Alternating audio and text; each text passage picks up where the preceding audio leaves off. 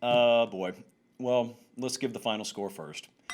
LSU 52, South Carolina 24. Now, you may wonder, why are you so glum? Half of you think I'm an LSU homer, so why would I be glum? Well, I was having a lot of fun with Cocktober. And Jacksonville State won Friday night. They're the Gamecocks too. So I thought that that may be a huge omen. And as it turns out, that's as far into Cocktober as we were going to get. So now, turn the calendar. Cocktober is over. Remember the week that we had last week. So I was sitting here a week ago at this time. Colin, you remember because you had to make the graphic.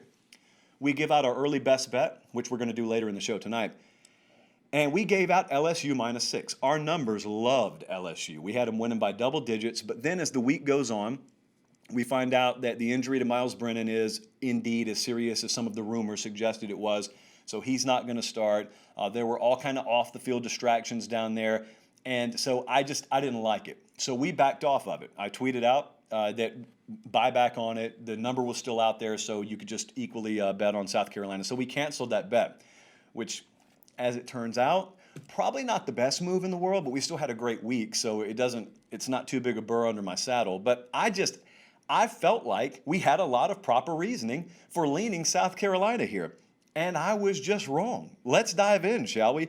I think we got to really credit Steve Ensminger. Last year, it was Joe Brady and what's that dude's name? And it's like everyone forgot about Steve Ensminger, and Joe Brady deserved all the credit in the world. I'm not saying he didn't. But consider what you just saw last night.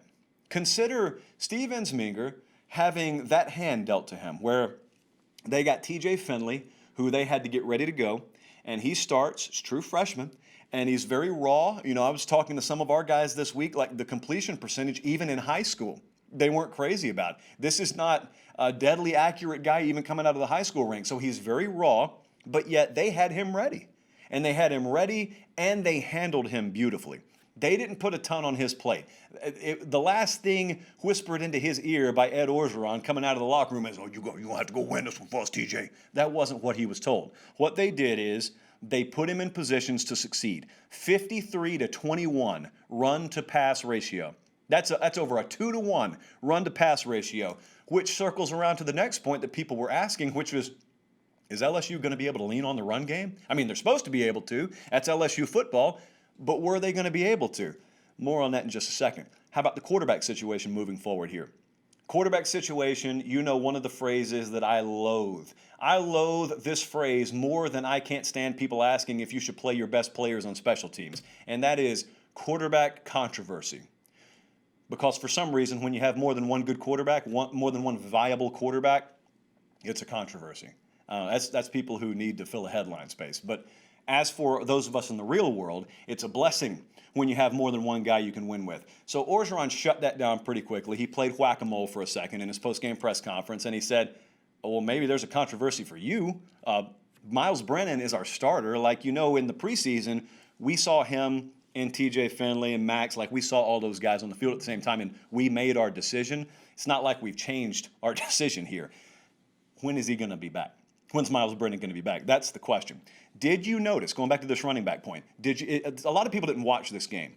So things haven't gone right for LSU this year so far. And I watched them last night, and I'm watching them leading up, and you know something has to change. Like when you're getting drugged by Missouri, something's going to change. You just don't know what it is. Now, a lot of times what it'll be is, well, you know what? We're not losing with the guys we have in. We love our young guys. Let's play some of our young guys. And then all of a sudden, you just kind of snap your fingers. A lot of people have wondered, hey, when's John Emery going to break through? Been running with the 2s and the 3s. John Emery got the start at running back last night. Had, I think, 88, 89 yards on the ground. He looked good. I mean, he ran with purpose. So he looked very much the part that people thought he would be as a 5-star tailback coming out of high school. But also, Azeez Ojulari tears it up at Georgia. You know that. What you may not know is he's got a brother who's a true freshman down at LSU named B.J. Ojulari, who has, I think, 3 sacks last night, 4 on the season now. They've got to put him on the field. He's giving them no other choice than to keep him on the field. Keyshawn Boutte got involved last night. So they're getting younger guys involved. They've turned over the topsoil a little bit. And there are still a lot of things to correct with them defensively. I don't necessarily think South Carolina, as it turns out, was the most qualified to put strain on you where you're most vulnerable.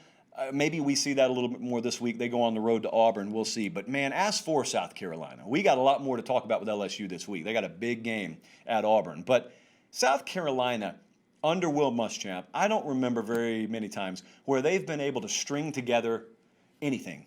They'll have a situation where they pull off a big win. Last year, it was the win at Georgia. This year, they just beat Auburn.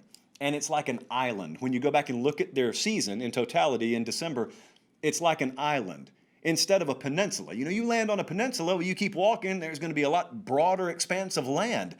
All these positive blips for South Carolina, they're just little islands in a sea of below average football play otherwise. And I was hoping this would be different. And I was hoping they'd go down there. The point spread on this thing, guys, was 3.5 by kickoff. So it looked to be pretty competitive. It was anything but. And there's Will Muschamp again, post-game press conference. You know, he employs a strategy that's smart. In the PR world, one of the first things they teach you when you're in a front-facing leadership position is people only chase as long as you run. So what does that mean for a head coach? That means when you get beat, make sure you run to the nearest microphone and say, hey, we got whipped tonight. All the coaches do it now. They all take the same training. So you got to go to a microphone. You got to get in front of folks. It's going to suck, but you got to say, man, we got whipped. We got out-coached. We got outplayed, out-coached. We got out-physicaled. If you'll list those three things, you know, the PR professionals will tell you, okay, well, that was what they were going to write. But since you admitted it and they're really looking to throw you under a bus, if you'll admit it ahead of time, you're good. You know, you'll greatly temper the criticism. So that's what Will Muschamp said last night. We got out-coached, we got outplayed, we got out-physical. He checked all the boxes again of underperformance. And so what do we do now? Because I hear him say that a lot, multiple times a year. We hear him say it. Third down was their best hope in this game. Because last week, and for a couple of weeks, they had really performed well on third downs, kind of both sides of the ball. Conversely, LSU was coming off a performance where they were 0 for 10 on third down. Well, last night, LSU was 8 for 10 on third down. So even that didn't go their way. So I don't know what direction we go at South Carolina. And for that matter, not sure what direction we go with LSU. As we move on here, one of the things we've been waiting for is when does LSU, when do they have that magical coalescing moment? Where do they gel, if you've ever made Jell-O? And I haven't, so I'm kind of ignorantly speaking about this. But, Colin, as far as I can tell, don't you make it and then you put it in the fridge and then you kind of walk in like 2 hours later and all of a sudden it's solid enough? Well, LSU was not a solid gelatin product by week one. They weren't a football team. They weren't ready. Now, as I said that, a lot of you got mad at me. And I said, no, the point's coming. At some time this year, they will become the football team product that they will end up being this year. Just wasn't in week one. Well, was this it? Did they need an impromptu canceled game or postponed game? Maybe this is it now. Point being, much as this was South Carolina's opportunity to turn that island into a peninsula, I've given birth to a new metaphor. Let me write that one down. Island. Okay, as much as this was South Carolina's time to turn an island into a peninsula, what's it going to be for LSU? Because now LSU goes on the road this week. And LSU is, I think, a short favorite. They're like a 2-point favorite at Auburn. This is their chance. This is their chance to start their season. For all intents and purposes, that's what Orgeron's probably preaching right now. Our season started yesterday. We're 1-0.